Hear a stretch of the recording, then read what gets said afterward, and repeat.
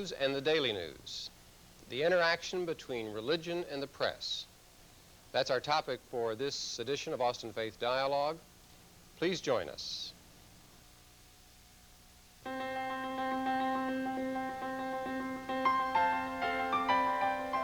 This is Austin Faith Dialogue, a public affairs program discussing the important crossroad of religion in life, produced by Austin Metropolitan Ministries in cooperation with KTBC-TV. Austin Faith Dialogue highlights the interaction of the religious community with the social and cultural issues throughout our area. Now, today's edition of Austin Faith Dialogue. This interaction between the religious community and the greater Austin area, which is the purpose of Austin Faith Dialogue, finds particular focus today as we come to this relationship between our local newspaper, Austin American Statesman, and our work as the religious community. And I want to welcome you, Maggie Balow, as the editor of the paper, and Chuck Lindell as our religion writer in that paper, to our program. And as a pastor of a local church, I have to tell you that I find this issue of the good news and the daily news a compelling one. I want to mention Karl Barth, the great theologian, who once said that to be a Christian is to have the Bible in one hand and the newspaper in the other hand.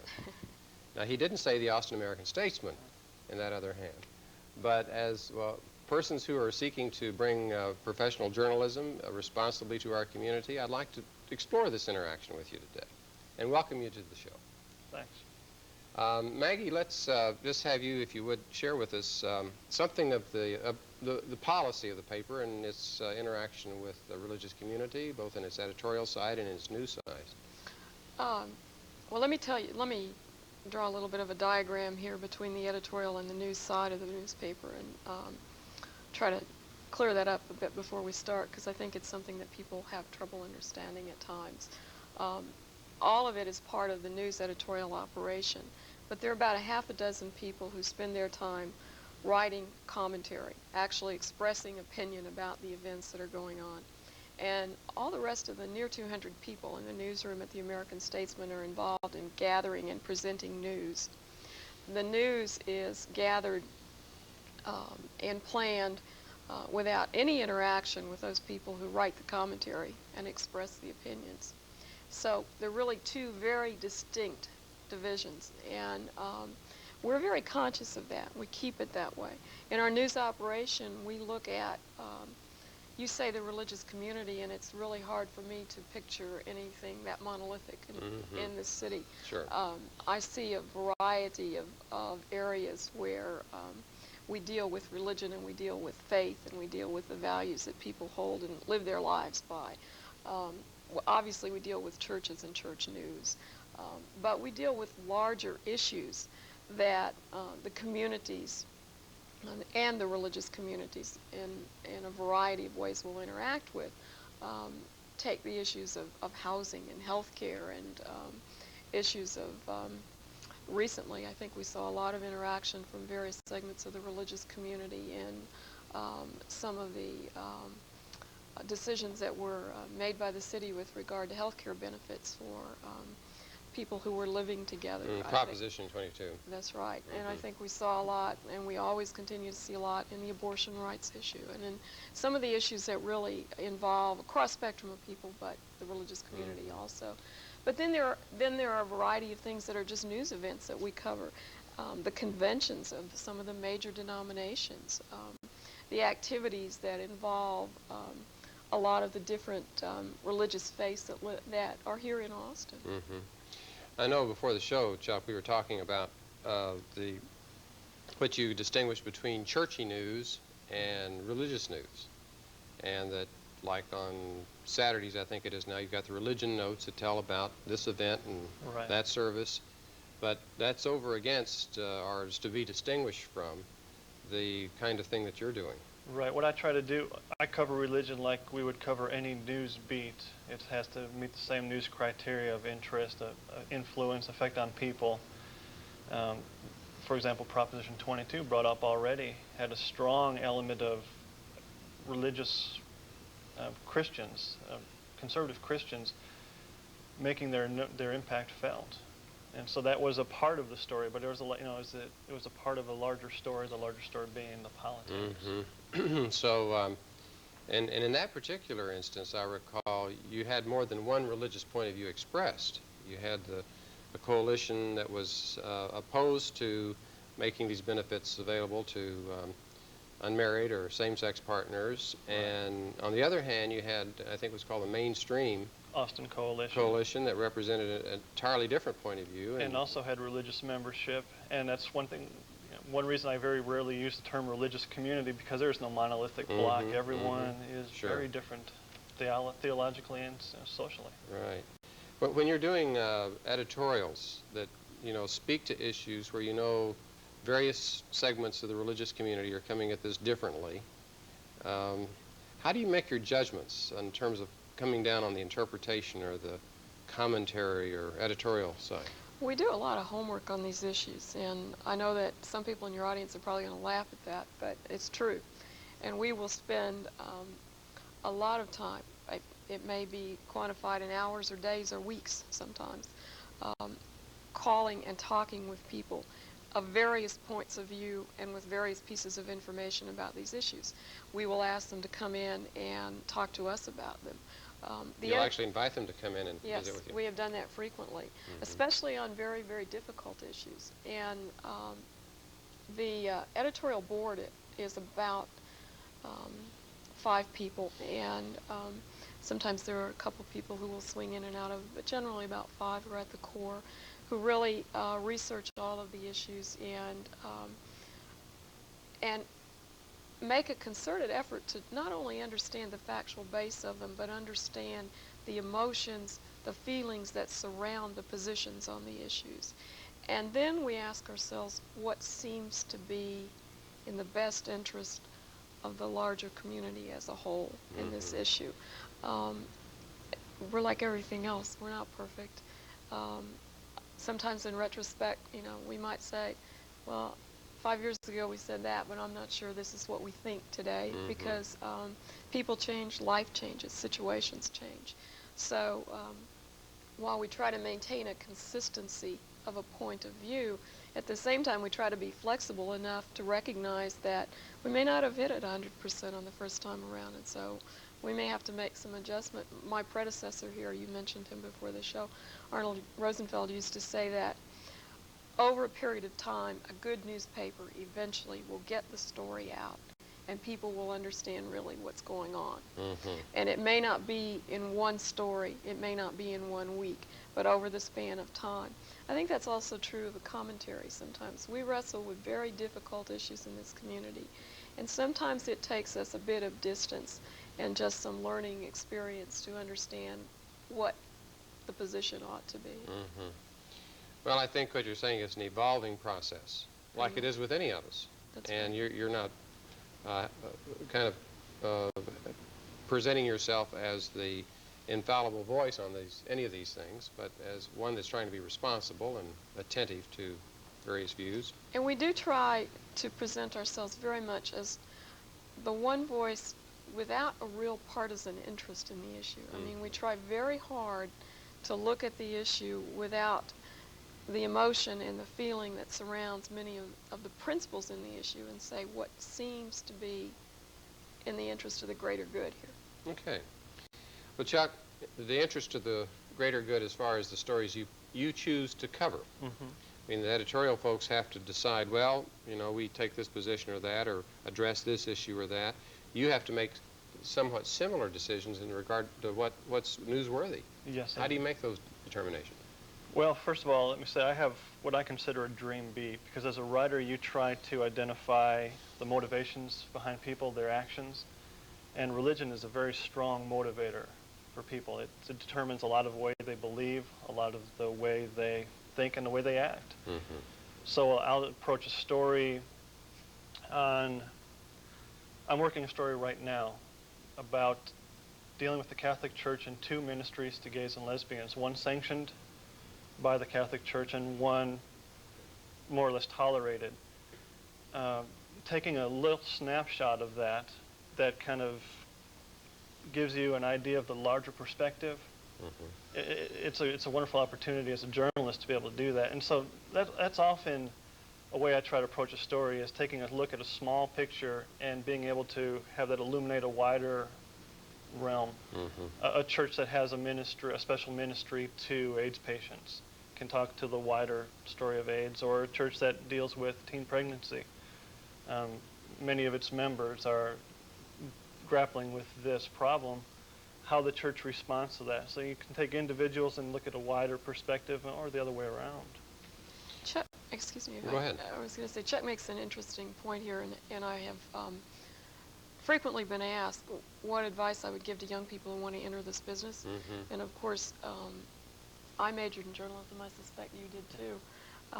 And that is somewhat of a necessity to go on for a career in this business. But upon reflection, one of the great difficulties we have in this business is we try to kind of make everything fit into some sort of uniform mainstream perspective. And it's very difficult to deal with the pieces that don't neatly fit in the puzzle. I would encourage any young person today, and I have said this to many, study religion or study anthropology and learn as much as you can about how we came to be who we are, and what it is that causes us to respond to situations in the way in which we do. Because I think that's really critical to being able to speak to the future. So you're not just going to be graduating to one of these young people or journalistic hopefuls with the technical side of the trade, but you will be graduating as a human being, well-informed, with broad perspectives and a caring heart, kind of thing. And well, and beyond that, as Chuck said, you know, his beat really is about people, and that's the most difficult thing to understand today. And it's such a factor in everything we do. And as you mentioned earlier, we talked about being negligent at times in not providing the background of many situations, how they came to be the way they are. And they are complex in the Middle East, or they are complex in Northern Ireland, but still there is benefit to having some understanding of what shapes the people that live in this world today. Chuck, I think that just for our viewers, it might be helpful to know some of the range of stories that you've been doing the religious writing for how long? About going on 3 years now. Okay, during that 3-year period, just highlight some of the things that you've been able to touch on. Well, the story that stands out is, of course, the Waco situation with the Branch Davidians. That was a story that had about a 50-50 mix of elements, half police, hostage situation, half religious situation. And to my mind, especially the religious situation overshadowed the other, because you couldn't understand what was going on inside that compound without at least some knowledge of their theology. And in fact, I would go so far as to say the reason the tragedy occurred at the end with the fire was the FBI did not understand their theology. Okay, that's a good illustration. I mean, you want to take it a little further, I could tell you where you can look inside the transcripts of the hostage negotiations and you see FBI say 11:15 to 1:15, Koresh spouts 2 hours of Bible BS. FBI, so when are you going to let the kids out? Well, David was telling them when he was going to let the kids out, but he speaks through Bible verses, almost through allegories. And the FBI didn't have that knowledge. One of the hardest things I've had to do as a journalist who covers religion is learn the religious language. Sort of the code, in a sense. You know, another example is, for years newspapers called Muslims Moslems, M-O-S, and it was our style, and we had to do it that way. Well, in Arabic, Muslim sounds like evildoer, and every time we wrote that out, we were offending a small but not negligent population in the religious community. So what you're doing is you're trying to look at it from the standpoint of those who are of conviction, and report that to the public so that you broaden that understanding of where they're coming from. And it's an interesting process as a reporter, because we're always trained to deal with facts, but what fact is there in faith?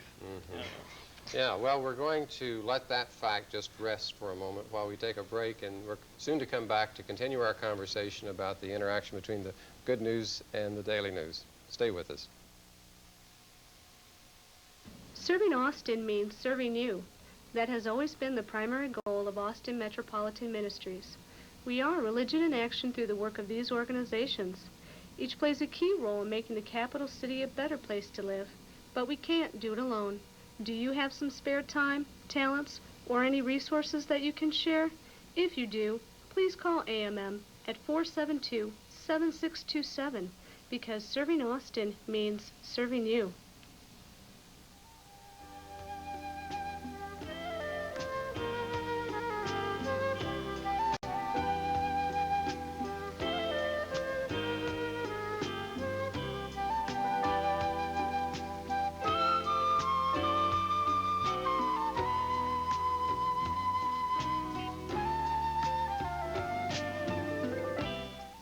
Welcome back to Austin Faith Dialogue, where today we're having a conversation with our editor of the local paper, Austin American Statesman, Maggie Balow, and the religion writer for the paper, Chuck Lindell.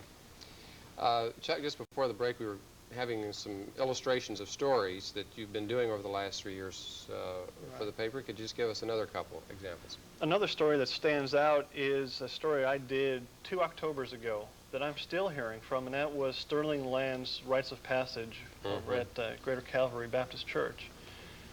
And very interesting program where you teach kids, it's for African American teens to children. You don't just become an adult by having sex and turning 17. There are responsibilities you have, and you have to earn the right to be called an adult. And it teaches responsibility, and Sterling Lands has a very strong idea for education. Knowledge is power. Right. And little church, small program, relatively small program, but from what I can understand is it sprouted other similar programs in other churches outside of this city, because that story was picked up by the wires. And every once in a while I'll still get a call back on that. And those are the gratifications of this job, where you feel like you've made an impact. You're spreading the good news in a sense, that it's not in a doctrinaire sense, but that they're, and I think this helps counterbalance some of the perception that, you know, all news people, either TV or printed press, all they care about is bad news, that somehow the assumption is that the bad news sells and the good news doesn't. But you're saying that it sounds to me like you're trying to find significant news, which more often than not is good.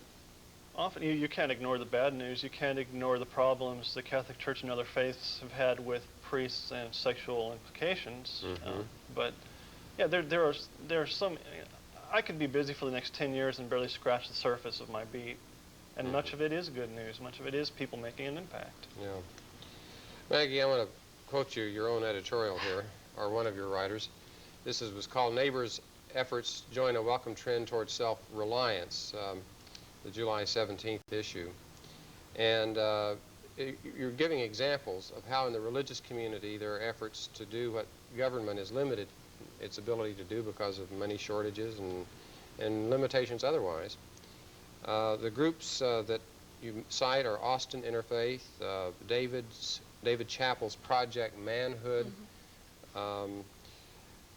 Give us a little bit of a sense of how you see the religious community and its variety making a difference in the community. You mentioned some examples here, but from an editorial standpoint, can you think of other instances where that is true? Well, I think it's true in a couple of ways. I see individuals who are actively involved in the religious community here making a difference in various issues. I think I mentioned to you that I've seen several of the people who are involved in Austin Metropolitan Ministries actively involved in trying to find a solution to the dilemma facing Brackenridge Hospital because of its profound health care implications.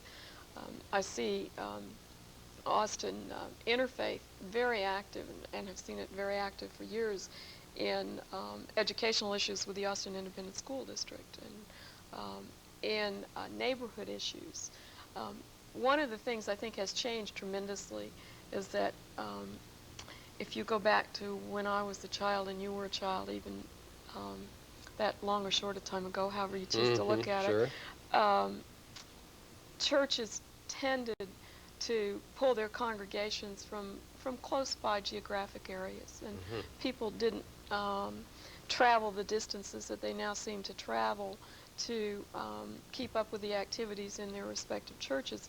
We have found that in our zoned editions, when we run religion news, it's impossible to zone it because we may zone it based on the geography of the church, but that eliminates many people who are members and active participants in the church because they live in another area of the city. So you just drop the zoning. So we try to run it collectively for the entire area as much as we can. That has changed, and so while you don't see as directly, I think, people involved in the kinds of activities that we saw when we were growing up, you see churches still very actively involved in larger, greater community issues and in smaller neighborhood issues. And you see the individuals, the ministers, the staffs, the priests, involved in trying to help people in their immediate vicinity with some of their issues, regardless of whether those people actually attend their church or synagogue. Okay, so what I hear you saying there is that the churches and religious organizations, you see examples of where they're not just kind of promoting their own self-interest, they're really trying to reach out even beyond their membership to serve the larger community. Yes, and I think if you look around at some of the activities, again, that Austin Interfaith has been involved in, they have spanned across the city. You know, they have been issues in Metropolitan Ministries to the same extent. And I think if you look, you look at the issues and you see them on several different levels, and there may be a geographic location to some of them, but they also branch out into much wider and wider. Okay. You know, one of the other things that's very timely as we discuss this now is in the light of the O.J. Simpson trial, which is not local, of course, but I think it seems to me it has some implications for us, those who are in any kind of field of communication, that the networks have, given a whole week showing the trial from dawn to dusk kind of thing. And it raised the question in my mind about what makes for responsible journalism, and that while 10,000 Rwandans an hour are being driven from their country, and this mass starvation and all of these global, incredible issues are put on relatively the back page, while something like that gets front and center on at least the electronic media, it raises the question of journalistic standards and professionalism. And those of us in the religious community, I think, can contribute to your work as we say to wherever we have a chance to say, keep first things first and abide by certain standards. That was almost a little sermon. I apologize for that right now. We'll allow it. What's your response to being able to maintain those standards? Well, it's let me make a little distinction. A good friend of mine and I were talking the other day, and he is a Muslim, and he was commenting that that the media just sees all Muslims in the same way. And I said, well, while we're talking about this issue, I beg to differ with you because we are trying to approach that in another way. But at the same time, why do you have to say the media and lump me in with everyone else? You know, you just did the same thing to me that you're accusing me of doing to you. Stereotyping. Exactly. And I think there is an element today, undeniably, to broadcasting that is entertainment, that is ratings driven, and that is at play here. I would have to differ with you and say that I have, in all fairness to broadcast, seen them doing quite a bit on the situation in Rwanda in the last few days. Sure. But certainly not anywhere in volume compared to what has been done with O.J. Simpson.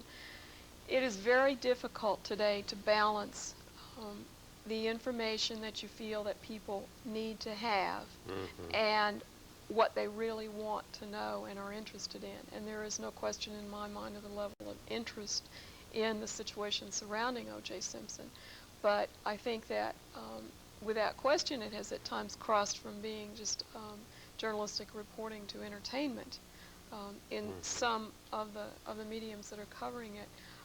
We're always in that kind of dilemma on a daily basis. And let me tell you about when Austin 2 years ago, I believe, was wrestling with the dilemma of the Barton Springs watershed and what to do about it.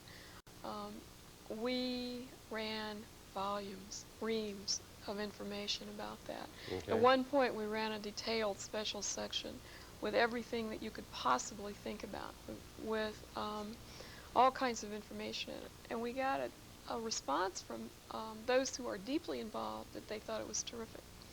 From just sort of average readers out there, they would say, oh, we saw that. And I said, well, what did you think about it? Well, I haven't had time to read it yet, but I put it up and I'm going to read it someday.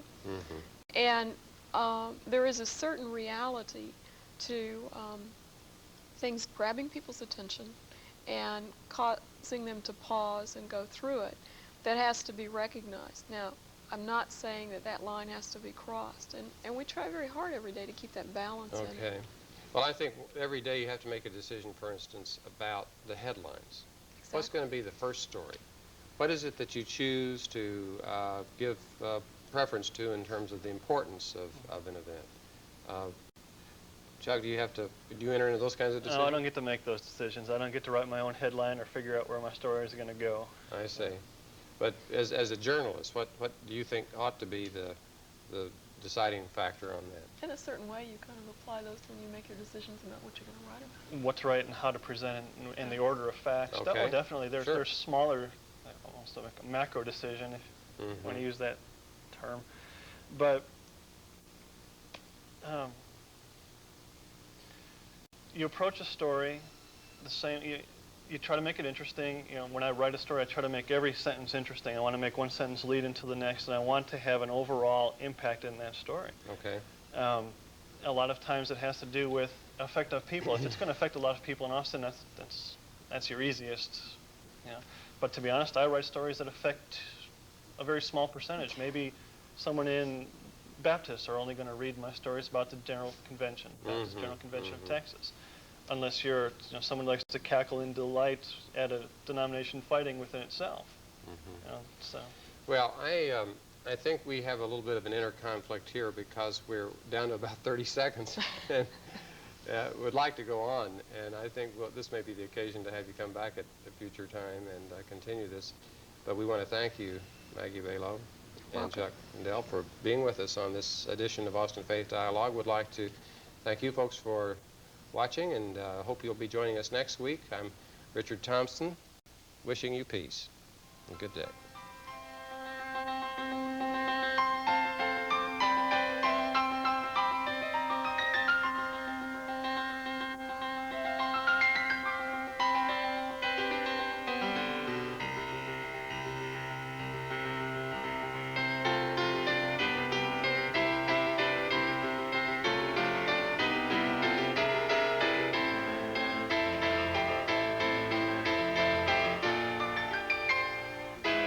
For more information, call Austin Metropolitan Ministries at 472-7627.